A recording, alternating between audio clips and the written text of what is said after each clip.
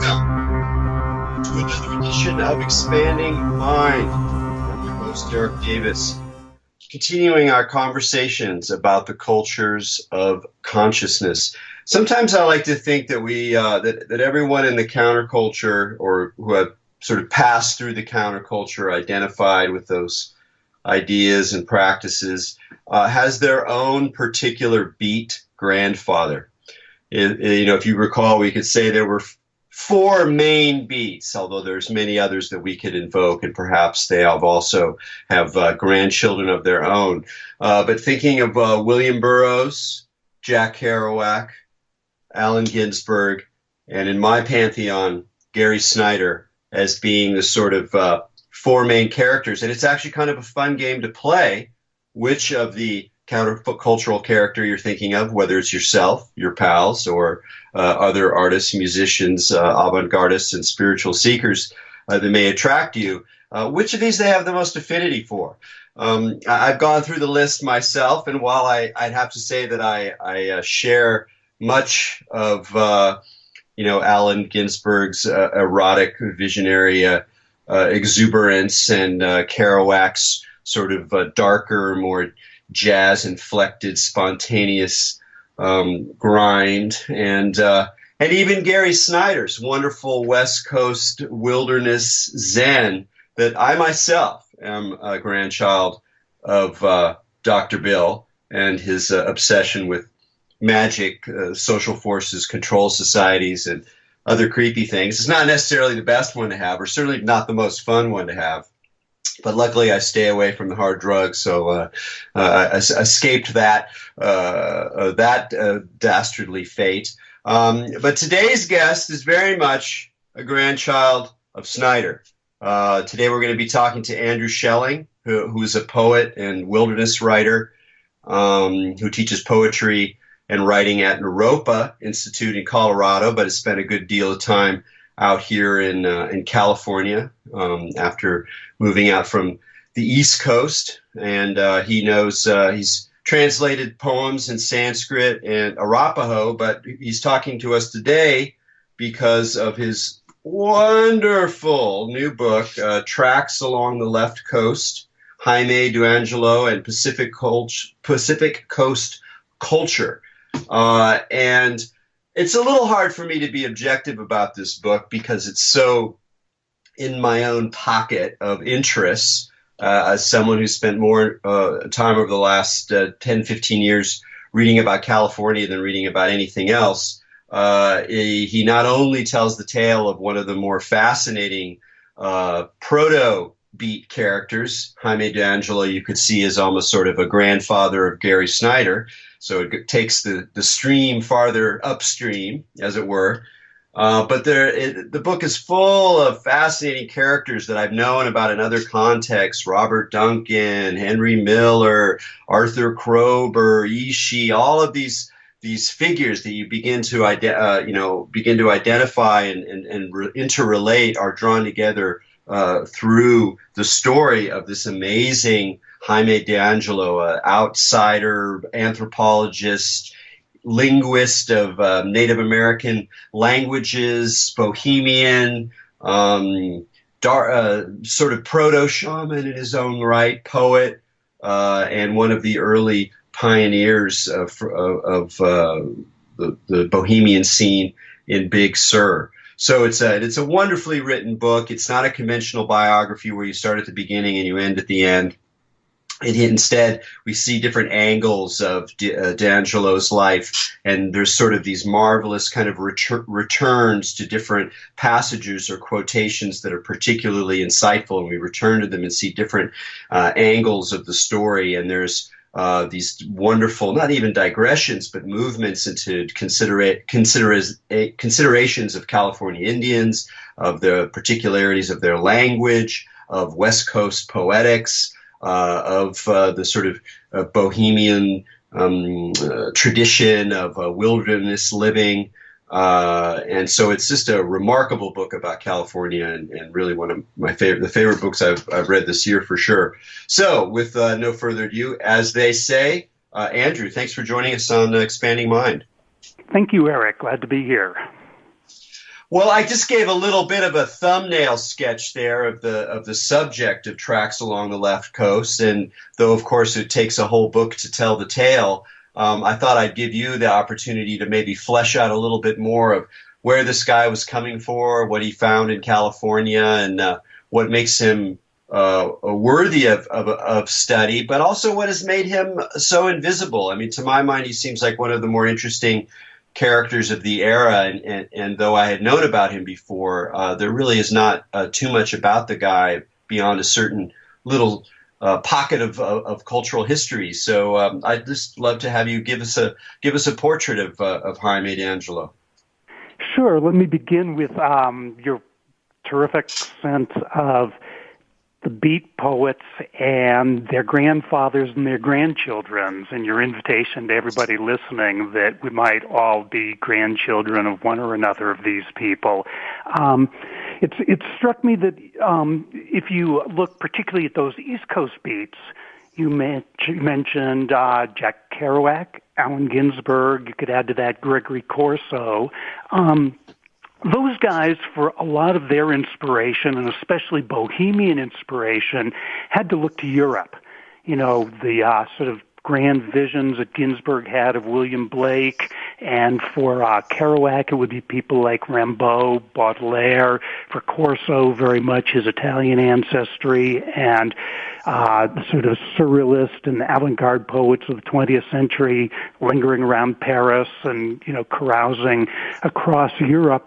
The West Coast writers of that time, sort of the post-World War II era, they had their own grandparents already on the West Coast. And I think these are writers who don't have quite such a large cachet.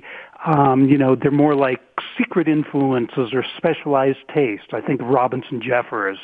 You know, he reminds me of what Melville called the wild game flavor. He's not going to be to everybody's taste, and especially not really to urban raised people who don't have that sense of wilderness.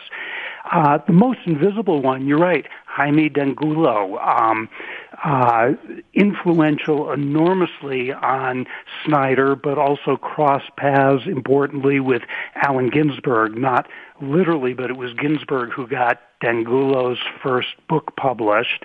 De Angulo walks just for a moment like a thread of the ghost across one of Jack Kerouac's novels, Desolation Angels. And so, you know, the West Coast writers then already had something like an indigenous tradition, both Native American and these sort of early settlers, wilderness homesteaders. De Angulo had homesteaded down at Big Sur when that kind of wild, jagged coastline around Partington Ridge was a 2 days horse ride from the nearest stage stop. You know, the nearest town really was Carmel, which was full of bohemians, but it was a rough 2 day ride to get down to Partington Ridge, where he homesteaded 1,600 feet above the ocean. So you had asked a really good question. Why, you know, has he been so invisible? And I think this is partly because most of his work was very specialized linguistics and ethnography. And, you know, that kind of material was either published in special trade journals for professional linguists or ethnographers and anthropologists, or sat unpublished. And before any of his books came into print, he was already a legend on the West Coast. He was known as being a comrade of storytellers and shamans like William Ralganal Benson, Old Kate, the Modoc, Jack Folsom, Old Blind Hall, both of them Pitt River, Sukhmet, his drinking companion, also a doctor among the Pitt River, and then friendships with Mabel Dodge and Tony Lujan, Carl Jung, kind of a friendship, and then enmity with D.H. Lawrence, very close to Robinson Jeffers, and then this whole range of younger poets of the San Francisco Renaissance, like Robert Duncan, Mary Fabili, Jack Spicer, who he trained in linguistics. And so before any of his books came into print, he was already this kind of legendary, half-naked wild man who had divided his time between Berkeley and Big Sur and had crossed influential paths with other writers. So his reputation wasn't really dependent on books.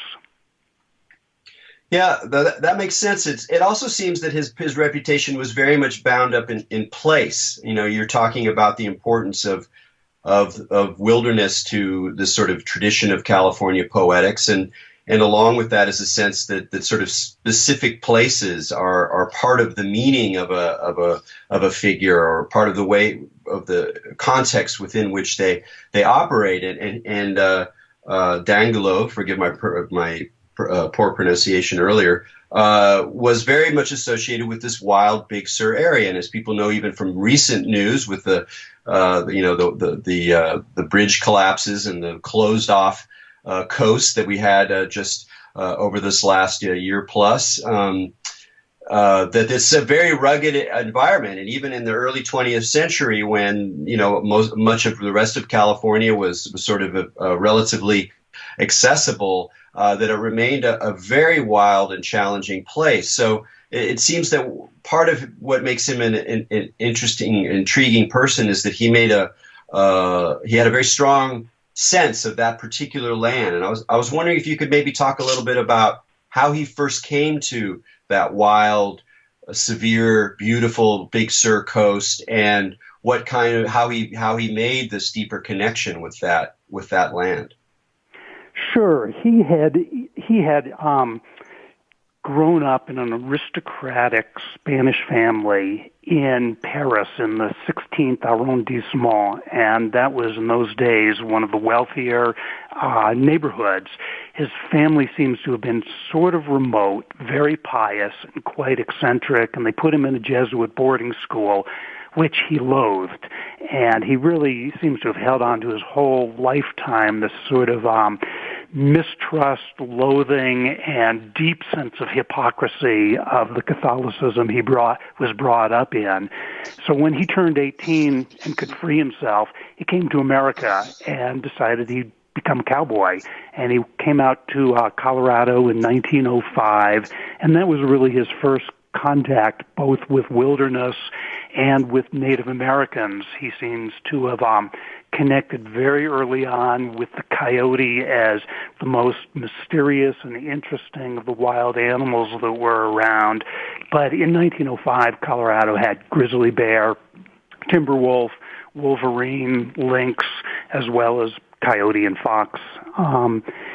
When Jaime ended up married in Carmel in about 1914, he decided to try some ranching again and bought into a ranch way up on the high northeastern plateau of California, up around Alturas. This would be just west of the Warner Range and Pitt River country. So again, he spent some time ranching up there, and eventually, at one of his visits in Big Sur, and it's probably in Carmel, about 1915, a friend of his who he'd met when he'd been studying medicine at Harvard, this friend of his, an English professor named Sam Seward, came up to him and said, "Hey, man, you should see this country south of here, this Sur coastline. There's no roads through it. It's absolutely gorgeous. It's rugged. It's remote. It's spectacularly beautiful, and it's absolutely alone." And Sam Seward told him that he'd hike the whole coast, and you could go 30 miles without seeing a ranch. And D'Angulo's first thought was, this guy's exaggerating. But his second thought was, I got to go down and check this out. And he eventually ran into a couple of vaqueros. Vaqueros, the old Spanish word that becomes American, buckaroo, they're cowboys. And these guys were ranching down at Big Sur. They came riding through Carmel, and D'Angulo asked if they'd take him down there. And he rode on down and realized that his friend wasn't exaggerating. The coast was as remote and beautiful as he'd heard, and he decided to homestead this piece of property that is on what today is called Partington Ridge, which was where eventually many artists and bohemians set up, including Henry Miller and Jean Varga and various others who are sort of known from Big Sur lore. But Angulo took on this piece of property and lived there off and on for the rest of his life, put in an old Spanish irrigation system. He had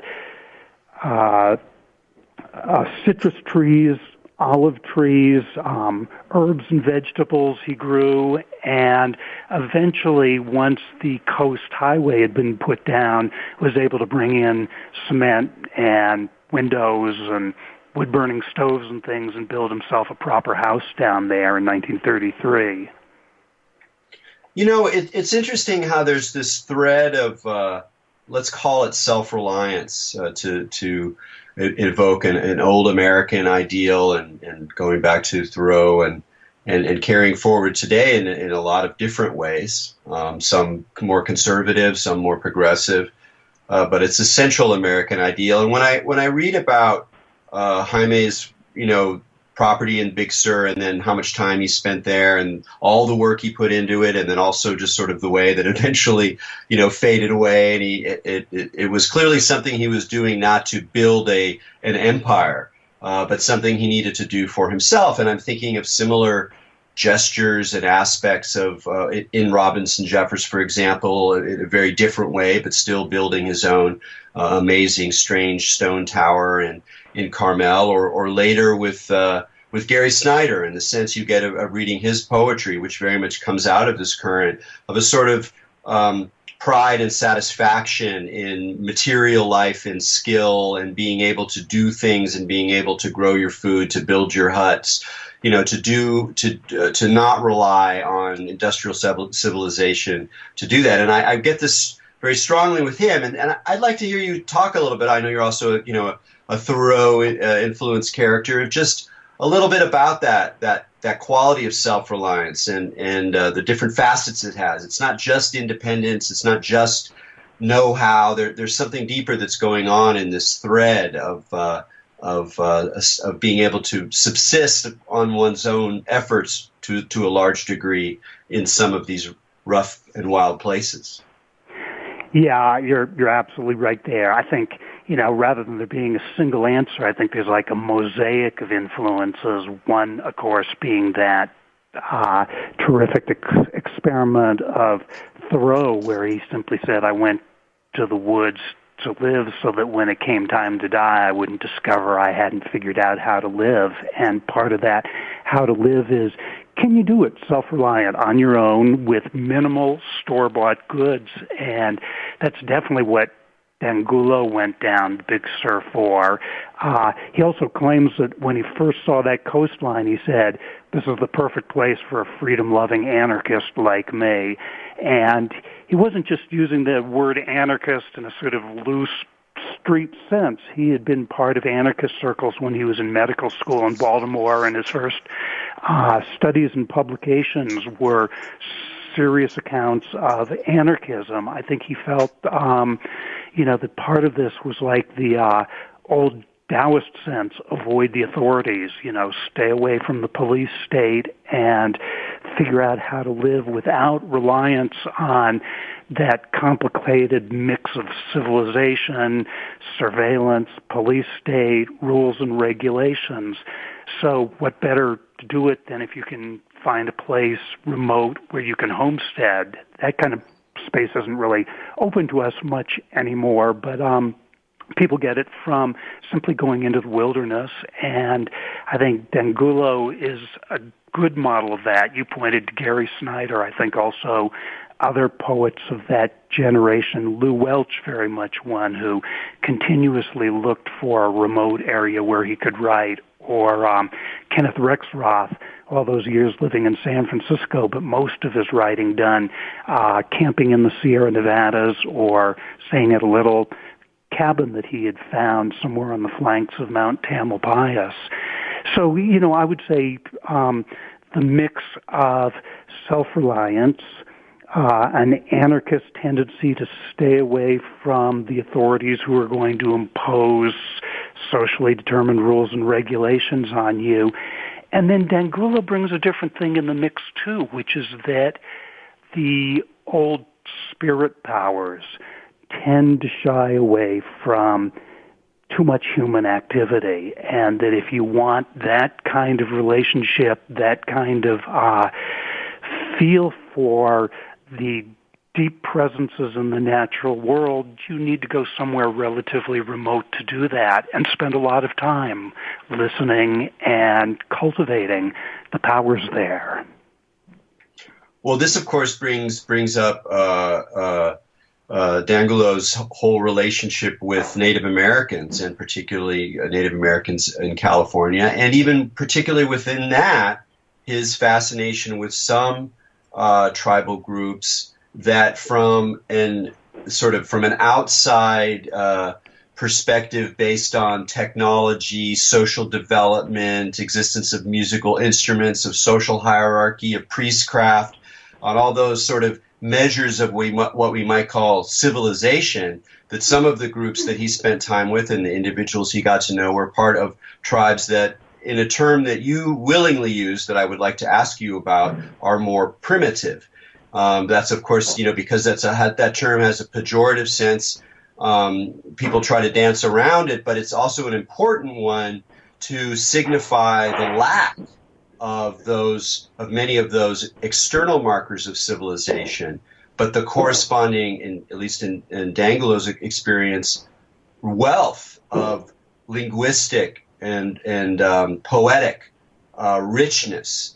And so it's inevitable that someone who's interested in these kinds of being in the wilderness is going to resonate and connect with Native Americans. Most people end up doing it in a fairly superficial way. They read some books, maybe they go visit some areas. But of course, De Angulo dove as deep as you can, learning extraordinary number of languages, spending lots and lots of time with Native Americans, getting their stories, befriending them, hanging out with them, partying with them, drinking with them. The guy really did it up, and he did it in an amazing way, and that's part of what's so inspiring about his story. So again, just to ask you how did he start to connect with these people, and how did he sort of find himself through them in a way? Like he wasn't an alien there after a certain point. It's a very interesting model of cultural encounter that his life presents. Sure, I think one of the things that tends to get glossed over in accounts of anthropology.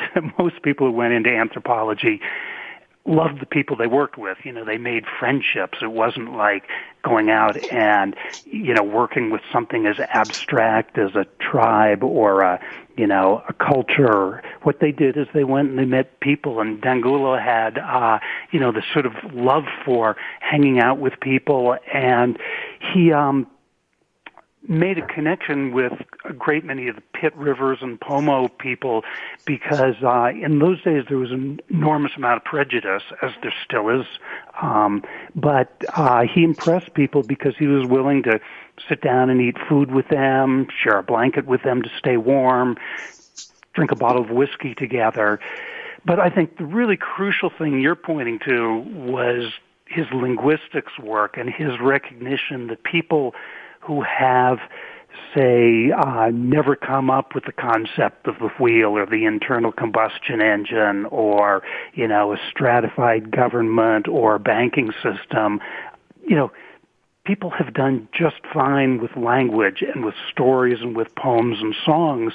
And De Angulo found that there was the people with really small amounts of what you'd think of as material culture had this extraordinary wealth of linguistic capability. And at one point he goes into this funny little rant where he says, injunctive, subjunctive, past, present, future, the languages of these so-called primitive people. And you can see right in front of you there that people who had very minimal culture because they didn't really need it, had plenty of language skills, and what really caught D'Angulo was the power of the language that he got when he went out and spent time in storytelling societies and singing societies. So, that really became his life's work. And then he differed from a lot of his sponsors and the other linguists. Many of the linguists thought that what you should do is gather a whole lot of material, whereas D'Angulo felt that if you could really understand the language down to one sentence, if you could actually speak and understand a single sentence, you had a deeper view into people than if you gathered shovelfuls of material that you didn't really understand very well. Well, and another important dimension of that is just, there's been such a wealth of interest in indigenous mythology and cosmology and religion in the 20th century. I mean, it's really the way that many 20th century people try to deal with their own sense of spiritual vacuity. And of course, it raises all sorts of problems. We get a portrait of some of these more superficial seekers when D'Angulo goes out to New Mexico and is hanging around Mabel Dodge, and she's got these friends, and he's kind of irritated by them, but they're really interested in Indians, and da da da.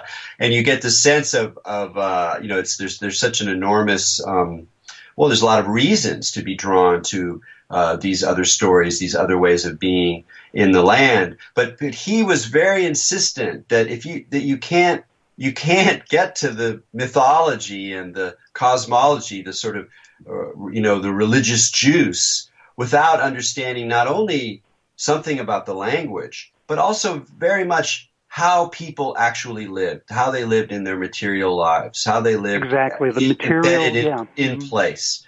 Yeah, their tools, their food, the weather patterns, the land itself, climate. I think one of the things that he found so richly about the Native American lore is that these things came out of centuries, millennia probably, of close, intimate contact with animals, plants, and landforms and weather. So the sort of figures that show up in native California stories, coyote or blue jay or prairie dog or meadowlark, these figures are, they're not just sort of Hollywood cartoon characters. They're not archetypes. These are characters that come out of an intimacy that goes back thousands and thousands of years, and is also available to us in ourselves, but really as a kind of raw human being. And that was probably why D'Angulo spent so much time at Big Sur, was to really learn, the specifics of the sequoia, the redwood trees, the poison oak, the blue jays who would cry to him as they flitted through the brush there.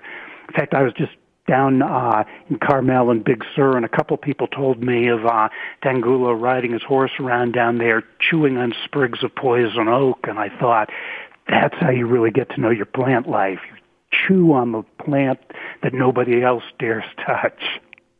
That's interesting. Hey, is there any suggestion that he tried datura at any point?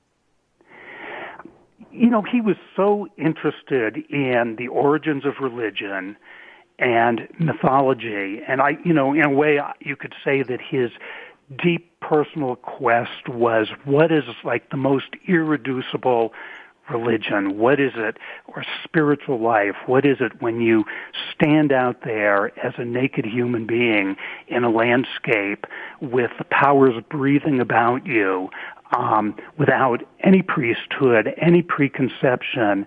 And he was constantly interrogating this. And as far as I've been able to find, he never writes about datura, nor does he write about peyote, or any of the other entheogens or hallucinogens that you'd expect. He has a couple poems to marijuana, which are vision poems, so clearly he smoked some marijuana. But I think he found among the tribes that he went among that there were other techniques of ecstasy, and those were other old traditional ones like fasting, singing, removing yourself from the little village or the campfire circle, putting yourself through some hardships, largely climbing mountains, not eating, staying awake, and singing. And I think he did this kind of thing quite a bit. Well, that's one of the wonderful threads of your story is you get the sense that's both very powerful but also enigmatic and elusive of his own spiritual encounter with these forces. The point at which it's no longer about just the stories that he's hearing or the friendships he's making with Native Americans and his ability to kind of play in that world through his mind, through language, but that in his own voyages, his own living out in Big Sur and in other places, that he was also kind of communing in a way. And you pick it up in the stories, it's in the poems, but it's kind of elusive too. There's a way in which he's not explicit in a way that almost seems like even a deeper expression of something like a kind of Coyote attitude.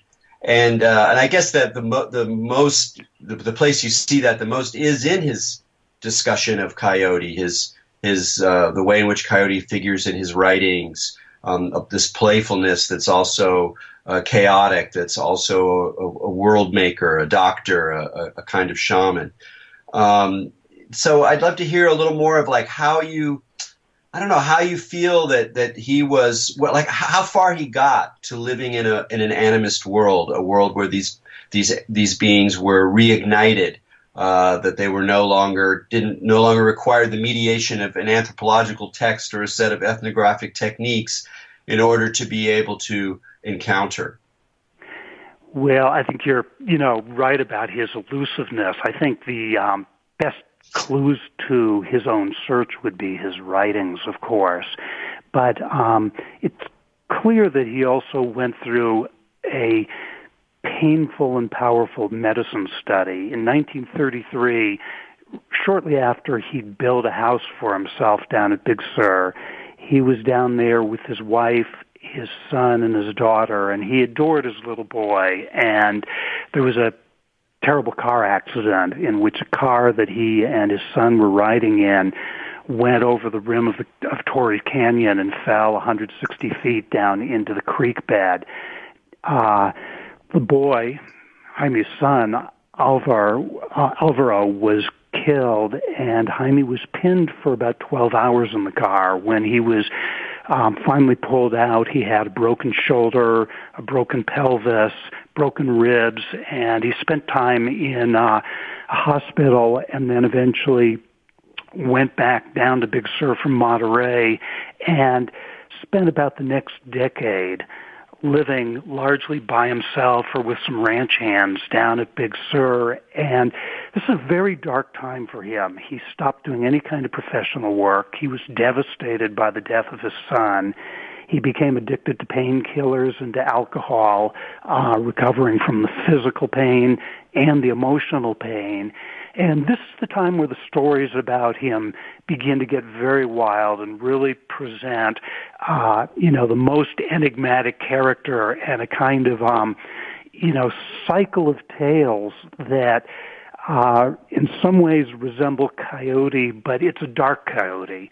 And many of the tales are very dark, and many of the tales are, meant to be humorous in a way, but they show deep struggle going on there. And I would like to keep my hands off of that in a sense. I mean, there are people who have published tales. There are terrific tales that circulate orally up and down the coast. But I think without being judgmental, I think listening to them, sitting around a campfire, brooding over them, not asking if they're true or false, not asking if his behavior is right or wrong, but recognizing that he went into something very deep. And I think the sort of elusive evidence is after this period of 10, maybe even almost 15 years at Big Sur, he reappears in the Bay Area, sick and dying of cancer, but does his greatest work. He does a series of broadcasts for Pacifica Radio, for KPFA in Berkeley, which has just opened, and does about 100 broadcasts of a series that they called Old Time Stories. This was eventually brought down, condensed into the book that came out under the title Indian Tales. But along with that, he also wrote his greatest short book, Indians in Overalls, and a large book on language. And where that material comes from, you can track it in his life, but you can only track the external material, the internal work that he did, and what makes his storytelling and his comprehension of song and linguistics so deep, and his, profoundly rich and intimate sense with the land and the powers resident in the land can only come out of that period at Big Sur. And I think it's best to not try to step too close there. Big Sur is a, wild and still kind of terrifying landscape, and I have enormous respect for the people who live down there, and most of them don't want you wandering around in their property looking for Jaime's medicine powers. Yeah, that makes a lot of sense, and it still comes through. And in a way, I think it's sort of like what we learn from poetry is that oftentimes the best way to invoke or encounter the forces is to create the field, but don't look too hard or don't make too many demands. Let things show up as exactly. As and Jaime says that of the medicine powers. He says they're wild and they're shy. If you want to cultivate them, you need to recognize they're shy, and that means not hang out where a lot of people are making a lot of noise, and being a little bit wild yourself attracts them because they don't like people who are too overly civilized. So, but I think you're absolutely right. He would not be, a workshop teacher at a place like Esalen. He had his own dark broodings, and much of them were, involved with his linguistic studies and his friendships. And he was very careful about his friendships, and I think worked very hard not to expose material that was considered, not for everybody's eyes. When he did his work at Taos Pueblo, he promised his friends there, particularly Tony Lujan, he would never publish anything. He would never speak to people about it. It was just purely his own interest, and unless he was given permission or authorization by the old men of Taos, he would not broadcast anything. So, as you point out, in that way, he's very, very different from the sort of throng of anthropologists and literati and celebrities drifting in and out of Mabel Dodge Lujan's house. It's important to mention that Jaime's recordings for KPFA are available online. You can get them at the Internet Archive. And I listened to a few of them. They're really wonderful. They are strange. It's a little bit like, what am I listening to? I don't really know. So I almost in a spirit of kind of helping to communicate what he was up to. Give us a little sense, like if we tune into one of those stories, what are we listening to? Are these stories he's heard? Is it something that he's kind of inventing? He's weaving in practical lore and mythology and his own clearly very specific, idiosyncratic way. So maybe help us understand a little bit about what's going on in those wonderful recordings. Sure. Let me describe it just a little bit first. It's now available online. You can also get it ordered as CDs, and it's 22 CDs of about an hour each. So you're talking about a 22-hour oral performance piece done in front of a microphone to an audience in Berkeley. These were mostly episodes that ranged from about 10 to 12 or 13 minutes, maybe 14 minutes would be the longest one. And you can hear the little junctures between each of these broadcastings. It's worth listening from front to back or beginning to end because D'Angulo made a kind of encompassing tale. It's a little bit like Chaucer's Canterbury Tales. It's really the story of a journey with a family of animal people that wander around Northern California. Their wanderings are kind of envelope tale to allow a lot of storytelling to take place and for a lot of people to be met, so you can hear different languages, you can hear different song traditions. Travelers and residents can meet each other and swap tales about medicine powers, about how you hunt, how you cure animals, what kind of songs you use for gambling. So there's an enormous amount of lore embedded in it. And D'Angulo made himself into a consummate storyteller.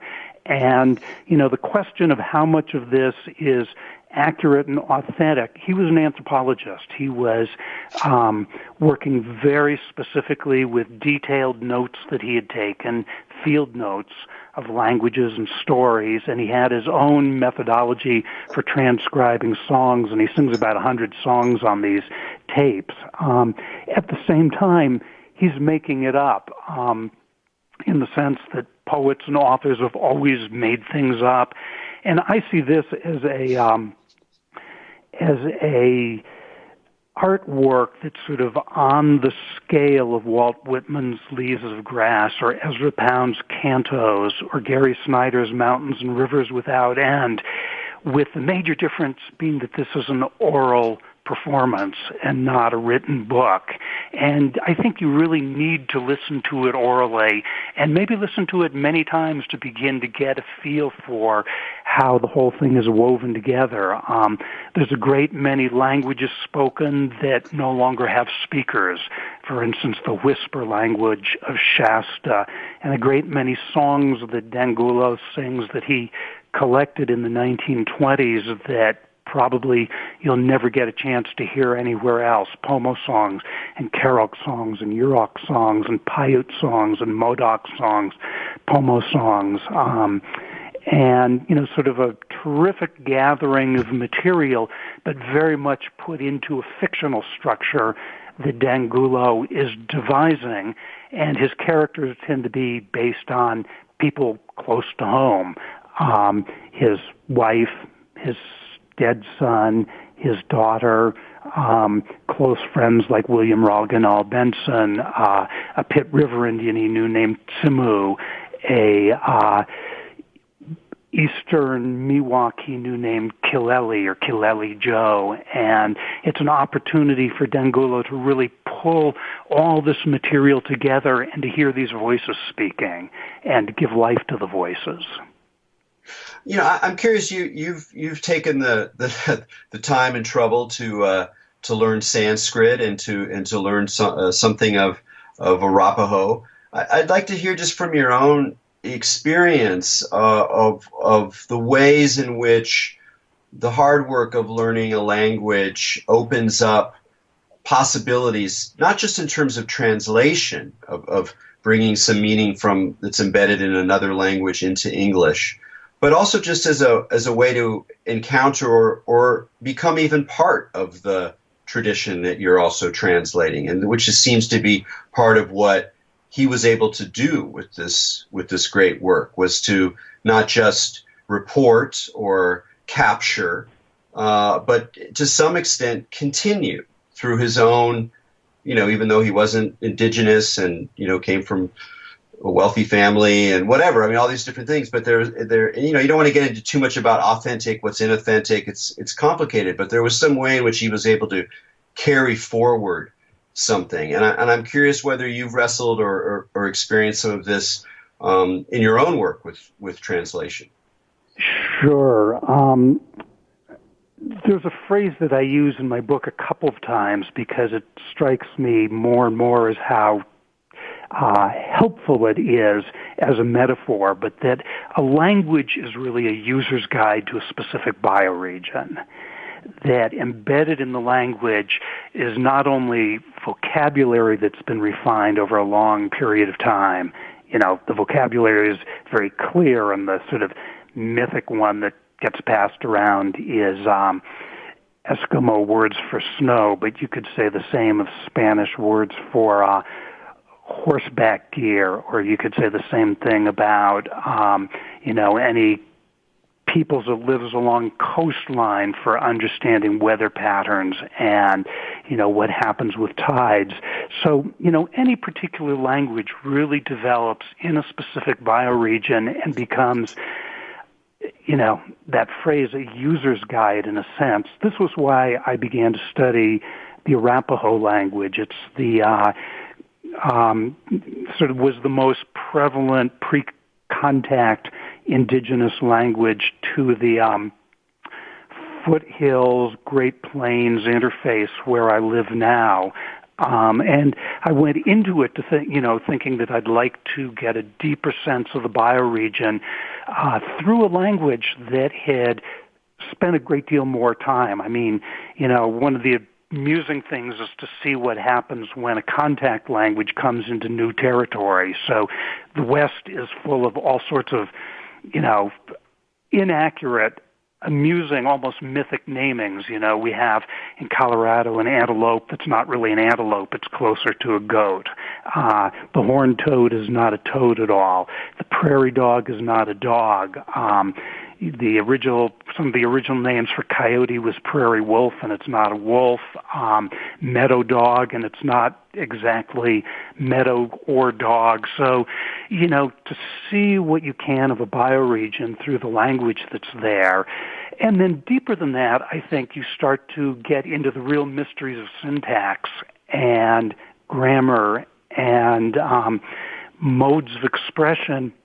And these are specialized interests, but I completely understand why De Angulo devoted his life to linguistics, because learning a language becomes, in a funny way, like taking off your own human mask and putting on some other kind of mask, a mask that represents a figure that evolved in a different landscape with a different understanding of the natural world, a different understanding of the economics, the social relations, the tools that you need. So, I've spent 30 or 40 years working with Sanskrit, and that has given me enormously valuable insights, not just into Sanskrit poetry, but the ability to move between languages. I thought with my background in Sanskrit, some of these other languages would be relatively easy, but many Native American languages are much tougher because the grammar and syntax are very different, and the sound system are different. De Angulo loved the fact that Achamawi, or Pit River, was a tonal language, and he makes a few little suggestions in some of his letters and some of his writings that because of the tonality in the language, Pit River is actually singing and not speaking. That fascinates me. This is a little place I can get into by studying raga singing and traditional Sanskrit chants, or when we begin to move back through English into the realm of nursery rhymes and some of those deeply embedded, sort of playful song styles and rhyme forms, which other great writers have picked up. I've just been reading King Lear, and King Lear is full of round dances and curses and nursery tales that I think, have embedded in them a kind of originary grammar for what we call English, or even American English now. Yeah, and as far as I understand it, there are, I think, a number of sort of, what you call them, evolutionary anthropologists, people who are looking at what happened over time, who think that a language begins with singing. That prose style speaking is something that emerges from a more originary singing language, which is certainly, if evidence is great, but it's also just a wonderfully poetic notion, because it tells us something about poetry, that even if we don't explicitly read poetry as song, and that there's a difference between song and poetry, clearly that difference that poetry has from prose involves elements of this this song world that almost inevitably has a kind of longer or almost more archaic resonance to it, even if it's deployed in a very, very sophisticated way. You're absolutely right. In fact, I would suggest to everybody, pull out a recording device and tell a story. Doesn't matter what kind of story. Tell an old family story. Tell a joke. Tell, an account of something interesting that happened to you. Then play it back and just listen to it and think if you were going to transcribe it, you'll start to notice the places that you pause, the places that you hesitate, where your voice drops low, where you maybe get excited and speak faster and your voice rises up. And if you were to start to transcribe that, you'd find that to accurately notate how your voice works, you're putting it on paper much more like poetry than what we think of as prose. Prose, I think, is really, an invention that was developed because writing surfaces were very valuable. In Europe, you used sheepskin. It took 300 sheep to print a Bible. You didn't just waste that material. And, even in China where paper originated, paper was a crucial resource. It wasn't just something that you could, rumple up and use to start a fire in your fireplace or haul carloads down to your recycling center. I think prose really came out of an economic exigency, and that really our speech and our originary way of working with language is far closer to poetry and uses tones of voice and rhythmic patterns and pauses and hesitations and tonalities throughout. So we are still speaking much closer to poetry and even to song, but we don't record that in our writing anymore.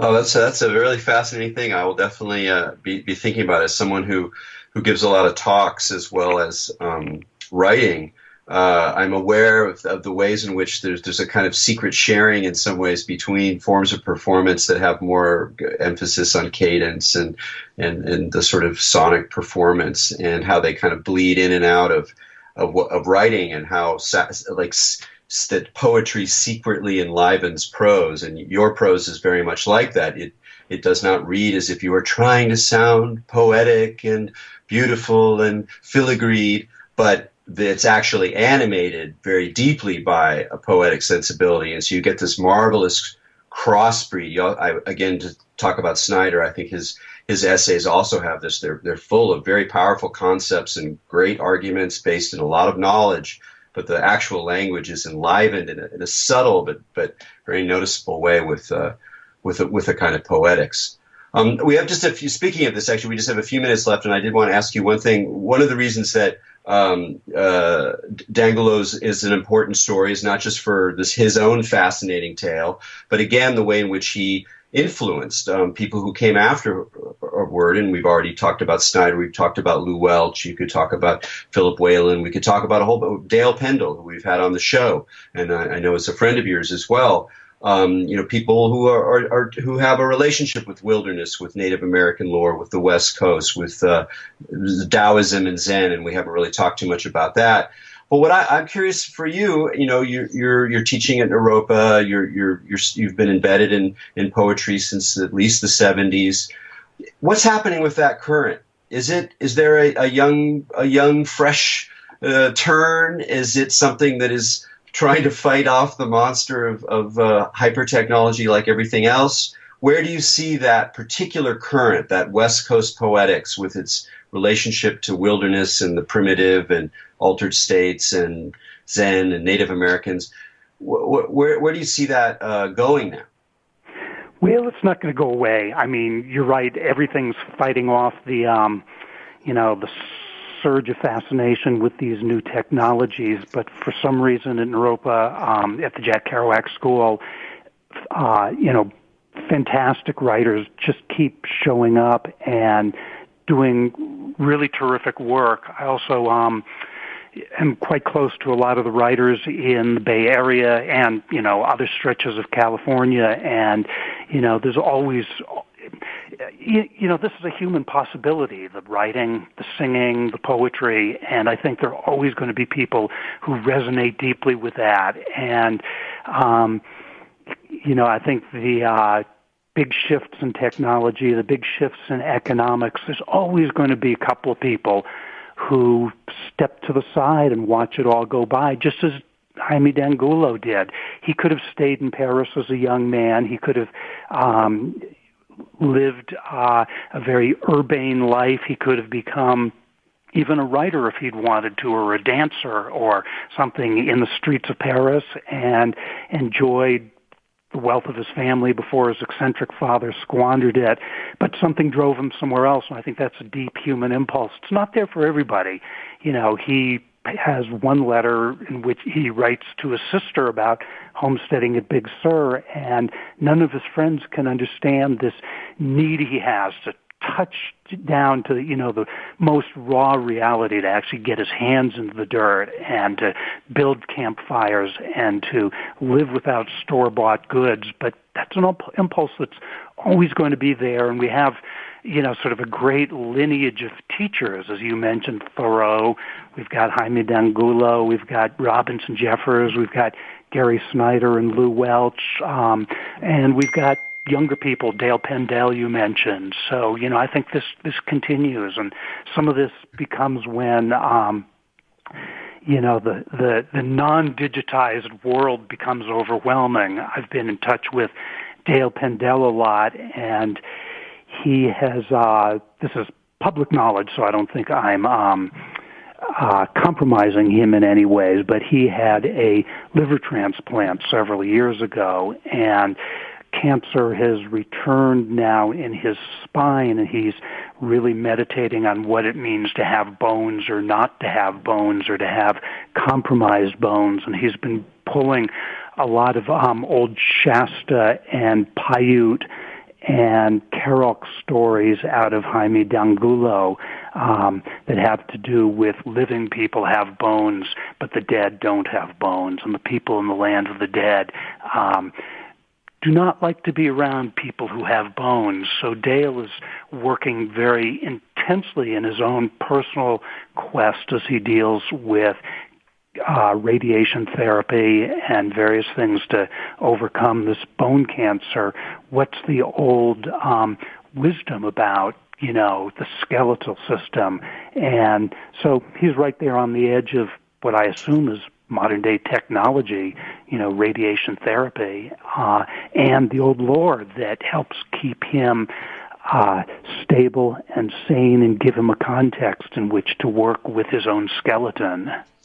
Well, Andrew, that's a beautiful way to finish the story. As a friend of Dale's, and as many listeners know his work, and of course it's a heavy thing, but it's also a beautiful thing to hear the ways in which he's drawing from this lore, even in this situation. So just to thank you for that, and thank you again for coming on to Expanding Mind and talking about your book. Thank you, Erik. It's been a real pleasure. Great. That was Andrew Schelling, Tracks Along the Left Coast, Jaime De Angulo and Pacific Coast Culture. It's a wonderful, wonderful book. And remember, you can check out KPFA's recordings on Internet Archive, and they're very much worth listening to. You won't hear anything else like them anywhere else on the vast Internet. So until next week, keep your minds open.